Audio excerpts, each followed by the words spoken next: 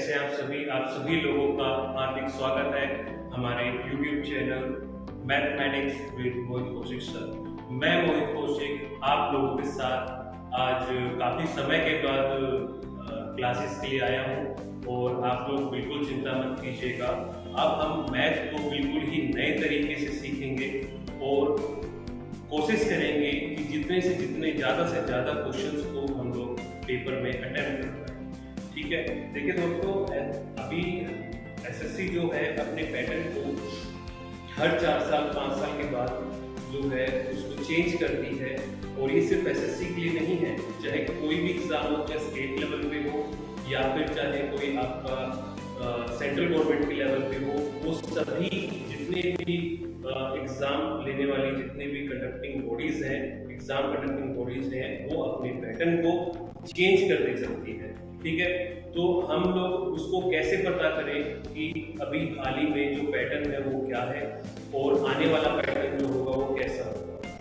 तो देखिए, अगर हम किसी और सब्जेक्ट की बात करें तो उसके अंदर थोड़ा सा अनुमान लगाना मुश्किल होता है, लेकिन मैथ के अंदर सबसे खूबसूरत चीज क्या होती है, एक बेहतरीन चीज क्या होती है कि हम लोग इसके अंदर अनुमान लगाने की हमें जरूरत ही नहीं है। देखिए, एनालाइज करना किसी भी चीज को अच्छी चीज है। हमारे सिलेबस को एनालाइज हम करेंगे, बिल्कुल करेंगे। लास्ट ईयर में क्या क्वेश्चंस पूछे थे वो भी एनालाइज करेंगे, और अभी करंट में वो क्या पूछ सकता है उसके बारे में भी चर्चा विस्तार से करेंगे। लेकिन उससे भी ज्यादा जो इम्पोर्टेंट चीज है वो ये है कि हम कोशिश करेंगे कि मैथ की मैक्सिमम कितनी टाइप्स होती हैं और ज्यादा से ज्यादा कितनी हम लोग टाइप्स को कवर कर सकते हैं। तो देखिए, अगर हम लोग कितने भी किसी भी प्रकार का कोई एग्जाम आता है तो उस एग्जाम को हम लोग कैसे टैकल कर सकते हैं, उसके लिए सबसे बेस्ट जो स्ट्रेटेजी है वो यही है कि हम लोग जितनी भी टाइप्स है मैथ की, जितने भी नंबर ऑफ क्वेश्चंस हैं, उनको क्या करें, प्रैक्टिस कर लें। उनको सोल्व करना, उनको बहुत ही छोटे, बहुत ही कम समय के अंदर उन सभी क्वेश्चंस को अटेम्प्ट करके और सोल्व करके अपने आंसर्स को सही टिक करके, मार्क करके अपना सिलेक्शन ले लें, वही सबसे बेहतरीन चीज है। देखिए, मैं आपके साथ यहाँ पर कोई ये नहीं कहूँगा कि पीएचडी नहीं कराऊंगा आपको मैं मैथ में यहाँ पे। तो भाई, अगर किसी को पीएचडी करनी है तो आपके यूट्यूब चैनल के ऊपर दुनिया भर के ऐसे आपको चैनल मिल जाएंगे, इतने एजुकेटर्स आपको मिल जाएंगे जो कि पीएचडी कराएंगे। लेकिन हमारा जो मेरा फोकस रहेगा आप लोगों के साथ, वो केवल और केवल इतना रहेगा कि आप लोग जब एग्जाम सेंटर में जाओ तो आपको मिनिमम 90% क्वेश्चंस मैथ के आप बिल्कुल सही करके आओ। ठीक है, देखिए, मैं आपको आपके साथ एक चीज बताता हूँ। देखिए, हमारा जो एग्जाम होता है, एग्जाम सेंटर में जब आप जाते हैं ना, तो देखिए उसमें आपका मान लीजिए सपोज 100 क्वेश्चन है किसी एग्जाम के अंदर, ठीक है, और आपको टाइम दे रहा है कितना, 60 मिनट का टाइम दे रहा है। तो इसका मतलब आपके पास 100 क्वेश्चन है 60 मिनट के अंदर सॉल्व करने के लिए। तो मुझे या आपसे कोई भी हो, उसके इसका मतलब ये हुआ कि उसके पास एक क्वेश्चन को सॉल्व करने के लिए अप्रोक्स 35 to 40 सेकेंड है एक क्वेश्चन को सॉल्व करने के लिए। ठीक है, लगभग कह रहा हूँ। ठीक है, अब अगर हमारे बात करें 100 क्वेश्चन में से, तो लगभग 25 क्वेश्चन तो मैथ के आते हैं। तो इस हिसाब से अगर आप अपने 25 क्वेश्चन को 10 से 15 मिनट के अंदर अगर आप सोल्व करते हैं, ठीक है ना, अगर मैं इसको 100 को लगभग हमारे 4 सेक्शन होते हैं, एक रीजनिंग हो गया, एक हमारा जीके का पोर्शन हो गया, एक हमारा इंग्लिश का पोर्शन हो गया और चौथा हमारा मैथ का पोर्शन हो गया। तो ये 4 जो हमारे सब्जेक्ट्स हैं, ठीक है ना, यानी कि एक सब्जेक्ट को लगभग आपको 15 मिनट मिले। अब अगर यहाँ पे आप अपनी मैथ को 10 से 12 मिनट में आप सोल्व कर देते हैं, तो इसका मतलब आपके पास 45 to 47 मिनट बचेंगे बाकी के 3 सेक्शंस को कंप्लीट करने के लिए। मान लीजिए A B C 3, D section 4 section है, तो 3 सेक्शन जो है आपके पास टाइम मिलेगा 45 to 47 सेकंड। देखिए, एग्जाम में होता क्या है, बेसिकली एग्जामिनर क्या करता है आप लोगों को कंफ्यूज करने के लिए। मान लीजिए क्वेश्चन नंबर 1 मैथ का आपको बहुत इजी देगा, ठीक है। क्वेश्चन नंबर 2 आएगा, वो भी इजी देगा। ठीक है, आपको लगेगा यार मैं तो सारे क्वेश्चन सॉल्व करते चल रहा हूँ, तो हमारी जो प्रोबेबिलिटी है सिलेक्शन लेने की वो बढ़ जाएगी।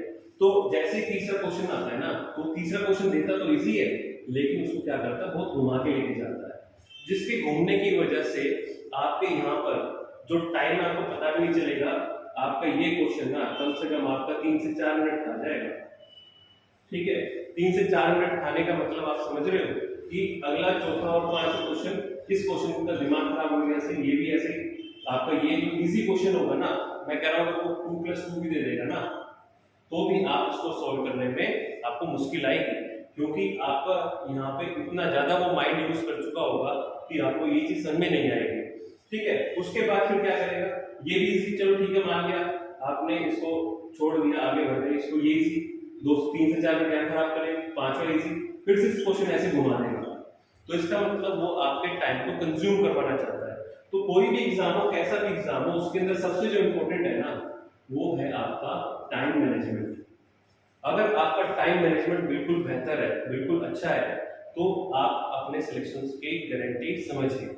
अगर आपका टाइम मैनेजमेंट नहीं है ना, तो समझ लीजिए कि आपका सिलेक्शन नहीं होगा। क्योंकि आप लोग देखिए, आप में से सभी लोगों ने लगभग कभी ना कभी तो पेपर देके देखा ही होगा, एग्जामिनेशन सेंटर में आप लोग गए होंगे। एक तो एग्जाम सेंटर का प्रेशर बहुत ज्यादा होता है, ठीक है। दूसरा ये देखो, उनके लिए तो कोई प्रेशर ही नहीं है जो कोई प्रिपरेशन करके ना जाए, ठीक है। मैं उन लोगों की बात कर रहा हूँ जो सीरियस कैंडिडेट्स हैं, जो सीरियस एस्पिरेंट्स हैं, मैं सिर्फ और सिर्फ उन्हीं की बात कर रहा हूँ यहाँ पे। ठीक, अब मान लीजिए कि आप यहाँ पर कम से कम भी ना, मैं बता रहा हूँ, आप 25 मिनट से 35 मिनट के बीच में खराब कर दोगे यहाँ पे, सिर्फ और सिर्फ एक सेक्शन के लिए, और वो है आपका ये B section, that is math. ठीक है, और बाकी के लिए फिर क्या बचा, आपकी रीजनिंग में भी यही करता है आपके साथ में, जैसे मैथ में खेलता है ऐसे रीजनिंग में खेलता है। उसके बाद फिर जीके और इंग्लिश। जीके में आपके लिए देखिए, आपने यहाँ पे मान लीजिए 25 मिनट लगाए, ठीक है, 15 से 20 मिनट आपने रीजनिंग में लगा दिए, टाइम कितना बच गया आपके पास, 15 से 20 मिनट। ठीक, आप 15 से 20 मिनट में जीके के अगर आप सिर्फ क्वेश्चन पढ़ोगे भी ना, और आपको आंसर नहीं भी पता, अगर आप मान लीजिए सिर्फ टिक ही करना आपको, तो क्वेश्चन तो पढ़ोगे, वो पढ़ने पढ़ने में 25 क्वेश्चन को अगर आप पढ़ते हो, तो यहाँ पर भी कम से कम मान के चलो 10 मिनट आपकी चली गई भाई। फिर इंग्लिश के लिए क्या बचा, आपने फिर इंग्लिश के लिए क्या करते हो आप लोग, अच्छा इस पे तुरंत बिना देखे क्लिक पे क्लिक।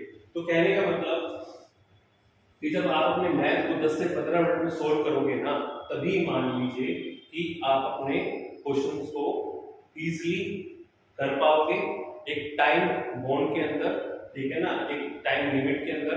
और दूसरी चीज, जब यहाँ पे आपका टाइम बचेगा ना, तो जितने भी बाकी के 3 सेक्शन है, ये रीजनिंग, जीके और इंग्लिश, इनके लिए भी आपके पास टाइम रहेगा और आप इजीली इसको सोल्व भी कर पाओगे। ठीक है, समझे मेरी बात। और भाई मैं एक चीज बता देता हूँ, पहली क्लास है, एक इंट्रोडक्शन क्लास है। ये एक इंट्रोडक्शन क्लास मैं इसलिए ले रहा हूँ ताकि आपके जो क्वेश्चंस है ना, वो बार बार मतलब कि ना आए इस चीज को लेकर कि ऐसे कैसे होगा, ये कैसे होगा, वो कैसे करें, स्ट्रेटेजी क्या रहनी चाहिए। तो भाई स्ट्रेटेजी कोई नहीं है, मैथ के अंदर सबसे सिंपल एक स्ट्रेटेजी है जिसको आप अपना सकते हैं और आपको 101% आपको रिजल्ट मिलेगा। ठीक है, मैं इस बात को क्यों कह रहा हूँ, इस बात को जब आप कुछ एक क्लासेस लोगे ना, और जब आप अपने लास्ट ईयर के एग्जाम्स को, क्वेश्चन पेपर्स को उठा के देखेंगे, तो आपको अपने आप समझ में आ जाएगा। ठीक है, अब हमारी क्लास किस तरीके से चलेगी और कैसे आगे जाएगी, वो मैं सारी चीजें, सारी बातें आपको अभी क्लियर कर देता हूँ। ठीक है, देखिए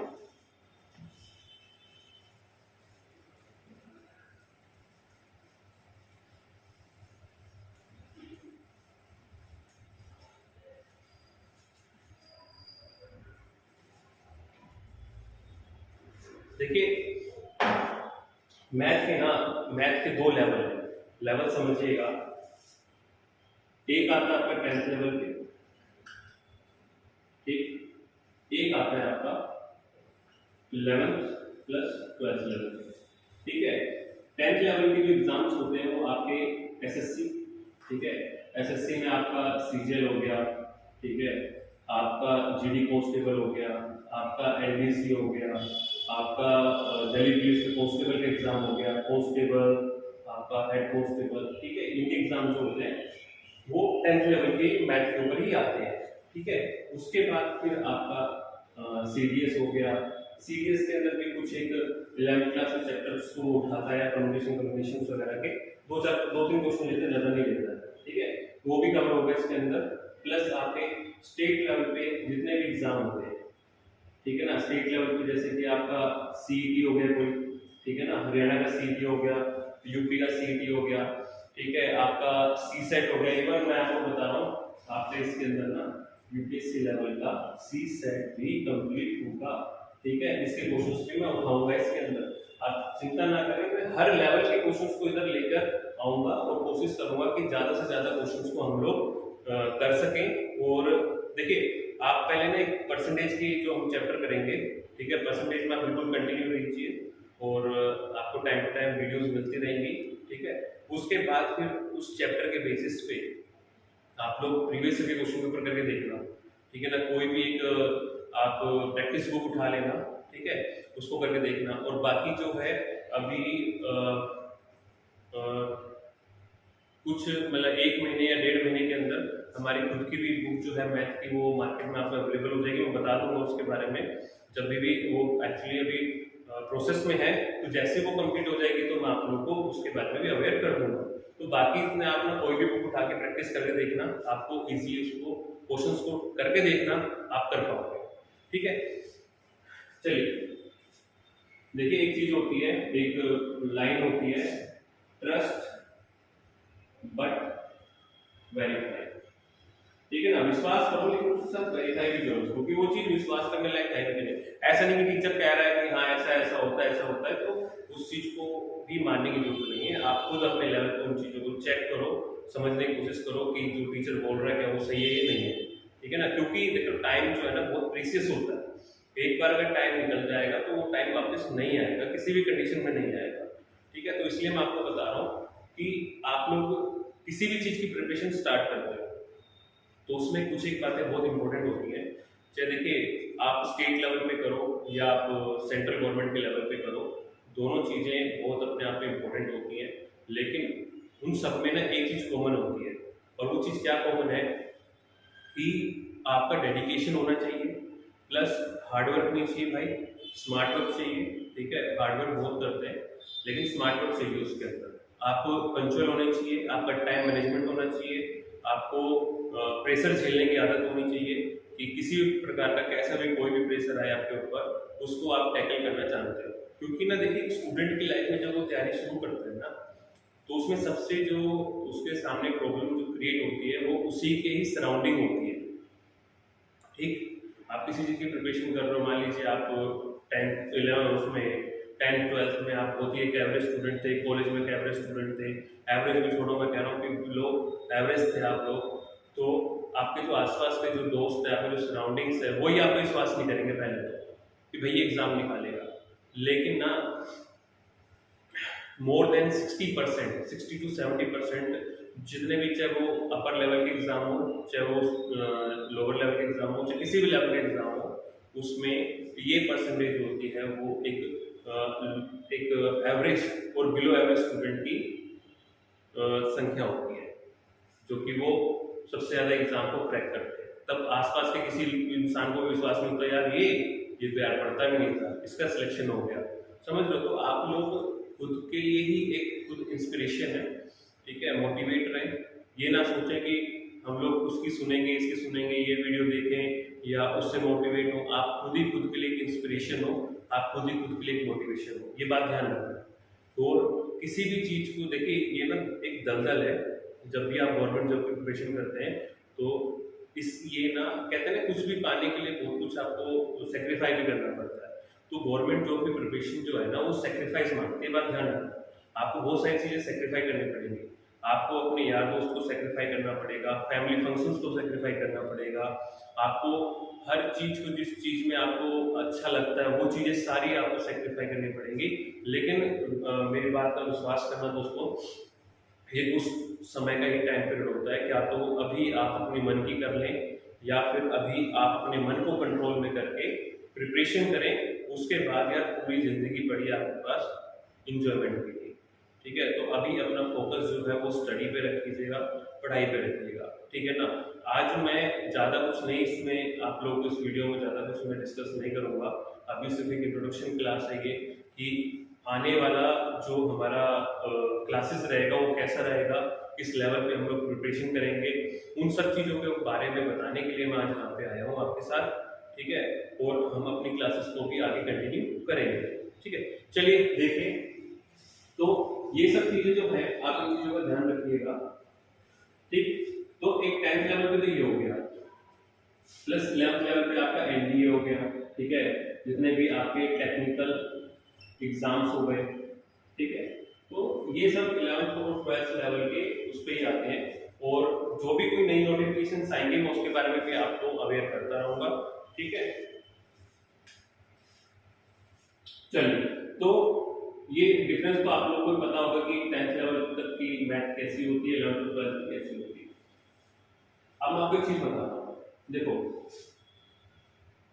मैथ जो है वो बिना फॉर्मूले के तो पॉसिबल नहीं है ना।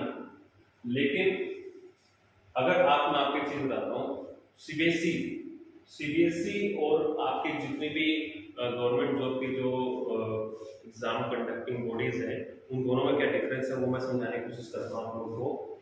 देखिए, सीबीएसई चाहे कोई भी बोर्ड है, यानी मैं बात कर रहा हूँ स्कूल टाइम की, ठीक। और दूसरी तरफ है जितने भी आपकी एग्जाम कंडक्टिंग बॉडीज है उनकी बात कर रहा हूँ। देखिए, सीबीएसई को क्या चाहिए, सीबीएसई को चाहिए भैया स्टेप्स। सीबीएसई देती है स्टेप्स के नंबर, ठीक है। और बाकी जो जितनी भी हमारी बॉडीज होती है उनको स्टेप्स से कोई लेना देना नहीं है, उनको स्टेप्स नहीं चाहिए, उनको क्या चाहिए, आंसर, ठीक है।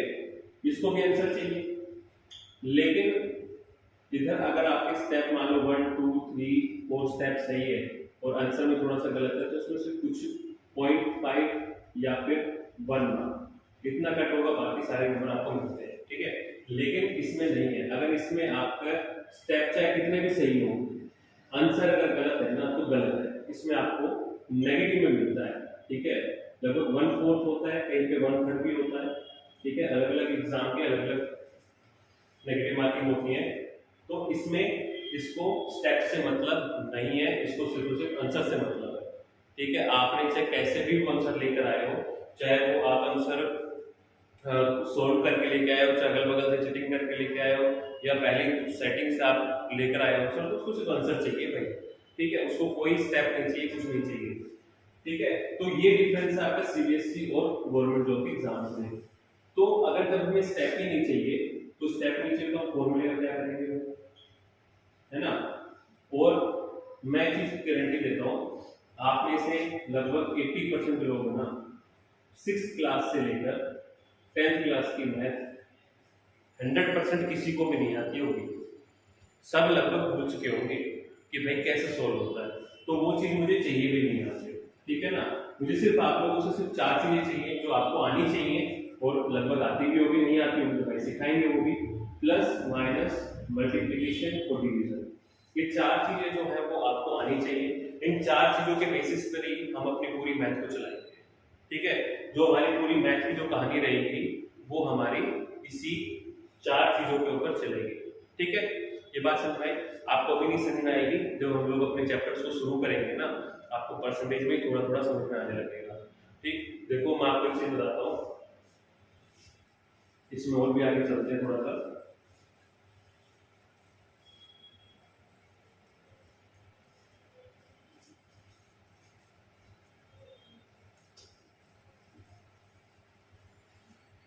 देखिए, मैथ में ना लगभग मैं आपको क्वेश्चंस नहीं, मैं आपको टाइप्स कराऊंगा, ठीक है ना। पर चैप्टर जितनी उसकी मैक्सिमम टाइप्स हो सकती है वो टाइप्स कराऊंगा। उन्हीं टाइप्स के बेसिस पे, एक टाइप के बेसिस पे ना कम से कम आपके 4 से 6 क्वेश्चंस बनते हैं, ठीक है। 4 से 6 क्वेश्चन बनते हैं, और लगभग ना इन्हीं टाइप्स के 30 से 40 टाइप जो एक चैप्टर के अंदर, इससे बाहर एक भी क्वेश्चन नहीं जाएगा, ठीक है, आप इस चीज को चाहो तो जब आपका चैप्टर कंप्लीट होगा परसेंटेज का, तो आप पिछले साल के जितने भी क्वेश्चन हैं उनको उठा के देख लेना, आपको खुद समझ में आ जाएगा। ठीक है, तो इसके अंदर हम लोग टाइप्स को कवर करेंगे, ना कि क्वेश्चंस पे फोकस करेंगे। देखो क्वेश्चंस में मैथ में क्या करना है, आज बोल रहा है राम, कल बोल देगा श्याम। ठीक है, आज श्याम बोल रहा है फिर राधा बोल देगा, राधा नहीं बोल कुछ और बोल देगा। ठीक है ना, तो यही चीजें चलती रहती है मैथ के अंदर। देखो क्या क्या चीज चेंज कर सकता है मैथ में इन टाइप्स के अंदर। ठीक है, क्वेश्चन को कैसे इन टाइप्स से बनाता है, देखो क्या तो नाम चेंज कर देगा, ठीक है ना, या तो नेम चेंज करेगा, नहीं तो डिजिट चेंज कर देगा, बस इससे ज्यादा कुछ नहीं कर सकता वो। या तो नाम चेंज करेगा, डिजिट चेंज करेगा, लेकिन टाइप तो टाइप ही रहेगी, है ना। अब देखो जैसे मैं कहता हूँ, मान लो आपको प्लस करना आ गया, आपको माइनस करना आ गया, आपको मल्टीप्लिकेशन करना आ गया, डिवीजन करना आ गया। अब मैं कहता हूँ 2 + 2 कितना होता है, तो 4। मैं कहता हूँ 3 + 2 कितना होता है, बोलो 5।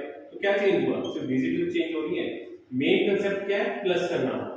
तो वही टाइप का हिसाब है। आपको टाइप समझ में आ जाएगी ना, तो आपको चाहे कुछ भी क्वेश्चन पूछ ले आप कर सकते हो। ठीक है, इस चीज की मैं गारंटी देता हूँ आपको। आप लोग अगर एक बार टाइप समझ गए ना, तो आप क्वेश्चंस कैसा भी पूछे, कहीं से भी पूछे, कोई फर्क नहीं पड़ता।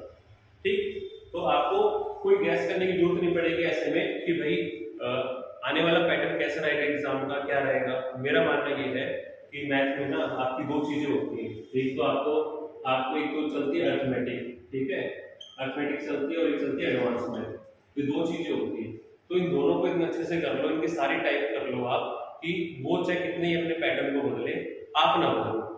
पता चला कि आप पिछले 4 साल के पैटर्न के हिसाब से तैयारी कर रहे हो और उसने अब इस साल अपने पैटर्न को बदल दिया, फिर आप क्या करोगे, फिर से दोबारा 1 साल दोगे, फिर से दोबारा आप सीखोगे चीजों को, उस पैटर्न के ऊपर काम करोगे, और पता चला कि फिर से दोबारा अगर पैटर्न चेंज कर दे, फिर क्या करोगे आप फिर से अपनी स्ट्रेटेजी चेंज करोगे। तो इसलिए मैं आपको एक चीज बता रहा हूँ कि आप लोग अपनी स्ट्रेटेजी इस हिसाब से बनाइए, क्वेश्चन कुछ भी पूछे जाए कोई फर्क ही ना पड़े आप। ठीक है, इस चीज का ध्यान रखिएगा। ठीक, तो मैं आपको ना सिर्फ इसमें मैक्सिमम टाइप्स कराऊंगा और कोशिश करेंगे कि ज्यादा से ज्यादा क्वेश्चंस को मैं यहाँ पे लेने की कोशिश करूँ।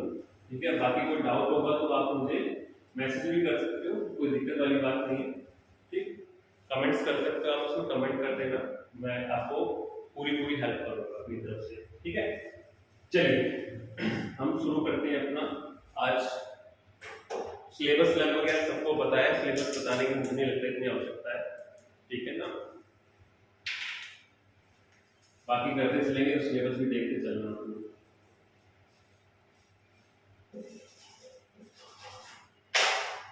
चलिए देखिए, हम लोग शुरू करेंगे अपना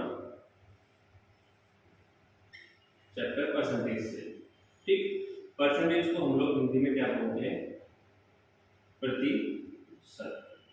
ठीक, देखिए परसेंटेज का मतलब क्या होता है, बताइए परसेंटेज का मतलब क्या होता है, या प्रतिशत का मतलब क्या होता है। तो ध्यान से देखिएगा, पर का मतलब क्या, ईच, और सेंट का मतलब क्या, 100। ऐसे ही प्रति का मतलब क्या, एक, और शत का मतलब क्या, 100। तो यानी कि कोई भी चीज 100 पर निकालना, यानी कि प्रति चीज या प्रति किसी भी चीज को आप 100 पे निकालते हो तो उसको हम क्या कहते हैं, प्रतिशत। यानी किसी भी चीज को 100 में बांट दो आप। जैसे मान लीजिए मैं कहता हूँ x प्रतिशत, x परसेंटेज, तो x परसेंट का मतलब क्या होता है, x/100। किसी भी चीज को 100 पे निकालना या किसी भी चीज को 100 पार्ट्स में डिवाइड कर देना, दैट इज कॉल्ड परसेंटेज या फिर प्रतिशत। ठीक, जैसे कि मैं बोलता हूँ 20%, तो 20% का मतलब क्या, 20/100। ठीक, अच्छा अगर मैं इसको और आगे काट के लेके चलूं तो 0 से 0 गई, 2 5 10, तो कितना हो गया ये, 1/5। तो यानी कि इस 20% को मैं क्या बोल सकता हूँ, 1/5।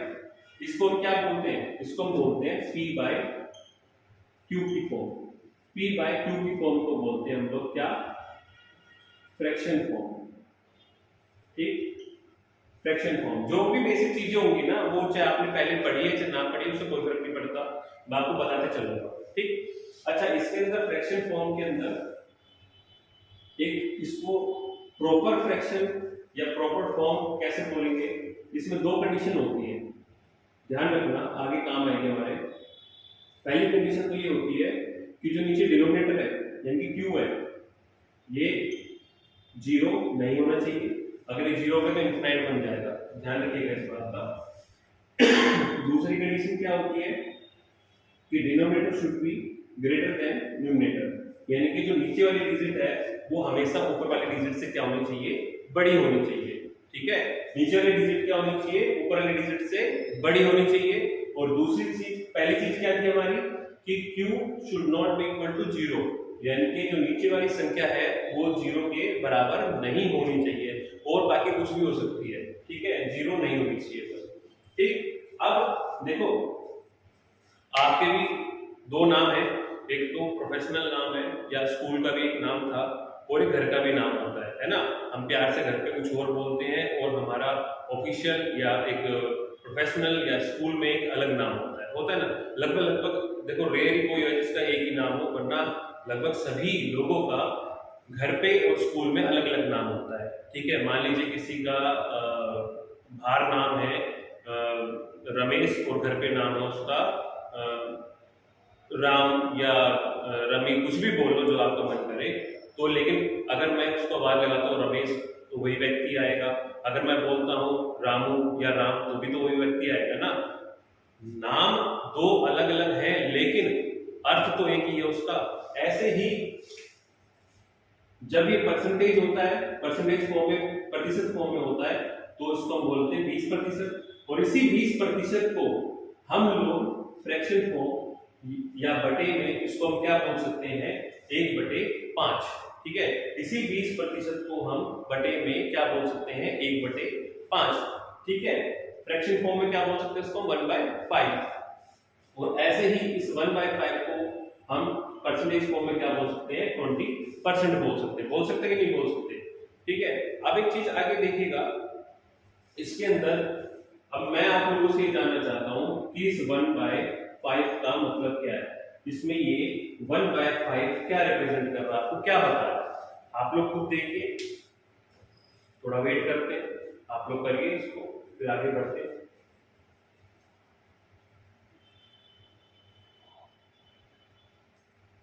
सोचो, देखो मैथ ना, आप मैथ को अगर आपको अच्छा करना है ना तो किसी चमनप्राश की जरूरत नहीं है। मैथ के लिए आपकी जितनी अच्छी इमेजिनेशन पावर होगी, जितने अच्छे तरीके से आप विजुअलाइज कर सकते हैं चीजों को मैथ के अंदर, उतने ही अच्छी आपकी मैथ होगी। ठीक है ना।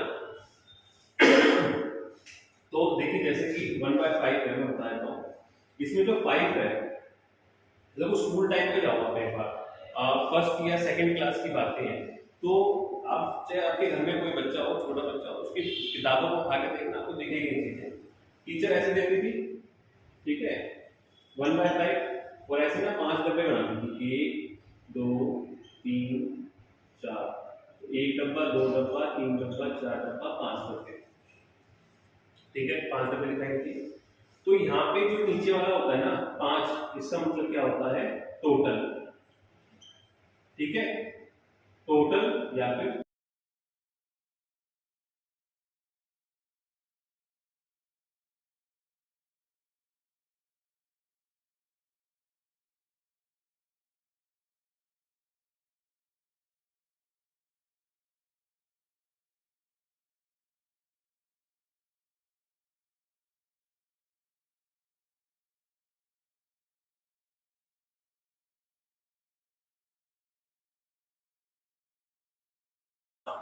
इसको है टोटल। ठीक है, और यहाँ से देखो कि और यानी कि ये वो बता रहा है 20% को, ये भी 20%, ये भी 20%, ये भी 20% और ये भी 20%। अगर इन पांचों को जोड़ोगे तो कितना आएगा, ये आपका हो जाएगा 100%। आई परसेंट में, यानी कि इसी 100 को हमने क्या करा, 5 हिस्सों में बांट दिया, और आपको एक डब्बा जो है वो कितने को बता रहा है, 20% को। ठीक है, तो मैं आपको ये इसलिए बता रहा हूँ, इसलिए समझा रहा हूँ, क्योंकि ये ही आपको आगे हेल्प करेगा, आपको इजी क्वेश्चंस करने में। ठीक है ना, आपके क्वेश्चंस को इजी बनाएगा ये। आपके करने के तरीकों, क्वेश्चन को करने के तरीके को बिल्कुल ही निखार देगा भी। ध्यान रखना इस बात का, क्योंकि मैं जब क्वेश्चंस कराऊंगा तो वहां पे ये चीजें बहुत काम आएंगी और कोई स्टेप की जरूरत नहीं पड़ेगी यार। परसेंटेज तो आप लोग इस तरीके से सीखोगे। देखो परसेंटेज से मैं क्यों शुरू कर रहा हूँ, क्योंकि परसेंटेज जो है ना वो एक बेस है। जितने भी आगे आने वाले चैप्टर है उनका बेस है परसेंटेज, और ये आपको महसूस भी होगा, फील भी होगा जब आप लोग सोल्व करेंगे। ठीक ठीक है, ये बात समझ आई आपको। ऊपर वाले जो है वो क्या बताता है, पार्ट ऑफ टोटल, यानी कि 5 का कितना है 1। ठीक, और नीचे वाला क्या बताता है, टोटल को बताएगा, कुल को बताएगा। ठीक, कि टोटल है कितना। और यहाँ पे जो 1 है ये किसको रिप्रेजेंट कर रहा है, 20% को, और 5 किसको रिप्रेजेंट कर रहा है, 100 को। ठीक है, ये बात समझ आई आप लोगों को। तो एक बार नोट डाउन कर लीजिए, फिर हम लोग आगे बढ़ेंगे। ठीक है, मैं आप लोगों को ना कुछ एक चीजें इसमें डिस्क्रिप्शन में दे दूंगा, नहीं तो नेक्स्ट क्लास में ना जब भी हम लोग आपके पास जब नई वीडियो आएगी तो उसमें भी मैं उस चीज को मैं आपको करवाऊंगा। अभी बस इतना जो छोटी मोटी कुछ बातें बताई है, मेरे सिर्फ इंट्रोडक्शन क्लास में कुछ नहीं था, तो उसमें हम लोग इनको यूज करेंगे, बताएंगे। ठीक है ना। देखो अभी एक छोटा सा क्वेश्चन ले लेते हैं, चलो कोई नहीं, इसको ना नेक्स्ट क्लास में करेंगे हम लोग। बाकी आप लोग को एक्सरसाइज करने के लिए, क्वेश्चंस करने के लिए आपको सीट्स मिलेंगी। ठीक है, आप लोग के लिए मैं एक डाउट क्लासेस भी लेकर आऊंगा। जब सारे चैप्टर हमारे कंप्लीट हो, मतलब जब एक चैप्टर कंप्लीट होगा तो उस चैप्टर को कंप्लीट होने के बाद मैं आप लोगों के लिए एक डाउट क्लास में रखूंगा जो कि लाइव रहेगी। आप लोग अपने लाइव क्वेश्चंस पूछ सकते हैं, उनको हम यहाँ पे सॉल्व करने की कोशिश करेंगे, और कोशिश करेंगे कि कैसे चीज़ों को, देखो कुछ टाइम के बाद ना आपको पता क्या होगा, जब ये चैप्टर कंप्लीट होगा ना, कंप्लीट भी नहीं कहता हूँ, छोड़ो आप इस चीज़ को, जब आपको मैं 10 से 15 टाइप्स करा दूंगा ना इस चैप्टर की, तो आप लोगों का दिमाग ना ऑटोमेटिक ऐसे चलने लगेगा कि यार इस क्वेश्चन को सोल्व करने का और छोटा तरीका क्या हो सकता है। ठीक है, तो यहाँ पे मैंने सिर्फ और सिर्फ आपको इस चीज़ के लिए मोटिवेट करना है कि मैथ सिर्फ और सिर्फ एक ही तरीके से नहीं हो सकती, मैथ को करने के बहुत सारे तरीके होते हैं। ठीक है, ये बात समझ आई। चलिए, तो आप लोग अपना ध्यान रखिएगा, बहुत बहुत धन्यवाद, गुड नाइट, जय हिंद।